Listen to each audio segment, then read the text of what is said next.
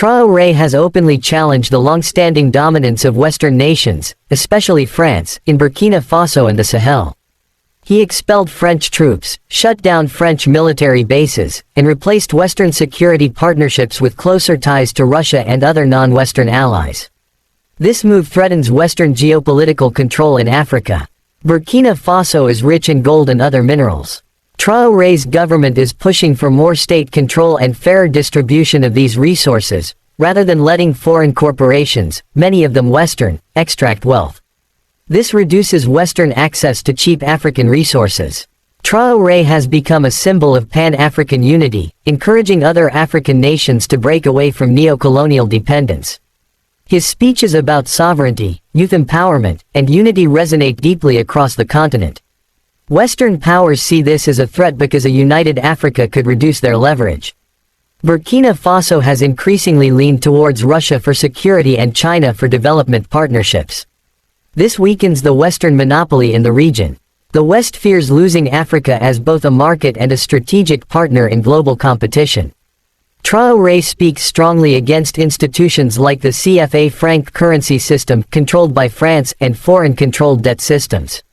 If Burkina Faso exits such frameworks successfully, it may inspire other African nations to follow, dismantling decades of Western economic influence.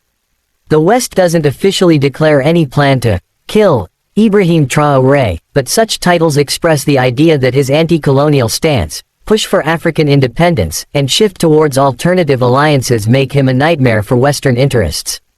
When Captain Ibrahim Traoré rose to power in Burkina Faso, many in the West assumed he would follow the usual script of African leaders who speak boldly at first but eventually fall in line with the established order. But instead of bowing down, Traoré took a path that directly challenged decades of Western dominance, particularly French influence in his country. This rejection of Western control has not only unsettled Europe and America, but it has also electrified millions of Africans who see in him a voice of defiance and hope.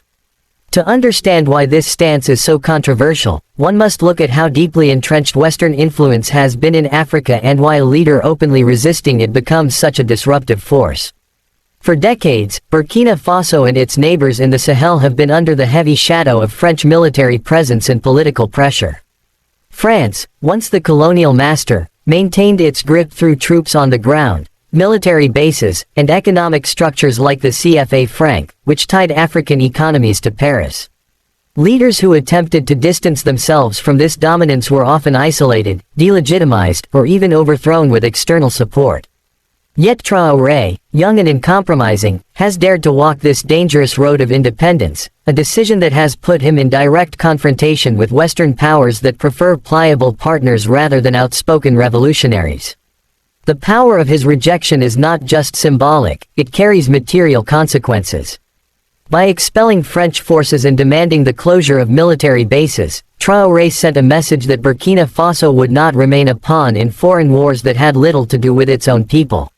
For years, the so-called war on terror in the Sahel had been presented as justification for a Western military presence, yet insecurity only deepened, with extremist groups expanding their influence. Many Africans began to question whether foreign forces were truly there to help or to maintain control under the guise of assistance. Traoré capitalized on this sentiment, arguing that the continued reliance on Western powers had failed and that it was time for Africans to take security into their own hands. Such words were not only popular among his citizens but also dangerous in the eyes of Western strategists, because if Burkina Faso succeeded in managing its security without France or the United States, other African nations could follow suit, unraveling decades of carefully maintained influence. But perhaps what makes this defiance even more powerful is the way Traoré frames it as a generational struggle. At only 36 years old, he embodies the frustration and determination of a youthful Africa that no longer wants to be dictated to by outsiders.